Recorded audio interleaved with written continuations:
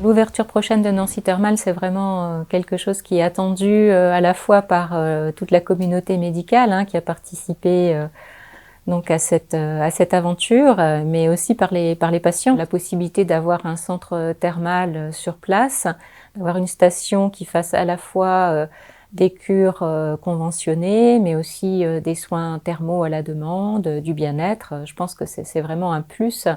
Et ce serait vraiment la première station thermale dans une grande ville, dans une métropole. Dans certaines affections, notamment dans l'arthrose, qui est une pathologie extrêmement fréquente, qui touche beaucoup de patients encore actifs, on est assez pauvre en traitements médicamenteux et les études à l'échelle internationale ont montré que les traitements non médicamenteux, dont la balnéo, la crénothérapie font partie, sont extrêmement importants dans la prise en charge de ces patients. On a pu démontrer, notamment dans beaucoup d'études, y compris dans celles qu'on a menées à Nancy Thermal, que la cure thermale pouvait apporter un soulagement sur la douleur, mais aussi améliorer la fonction. Et c'est extrêmement important, encore une fois, pour nos patients. Donc c'était vraiment la cible des élus, de l'hôpital, de l'Académie de médecine, d'avoir cette indication en rhumatologie, parce que c'est ce qui permet vraiment d'ouvrir les portes après, éventuellement, à d'autres indications. La dermato, les affections respiratoires, le vasculaire. Une discipline, qui prend de l'importance, c'est bien sûr tout ce qui a trait aux troubles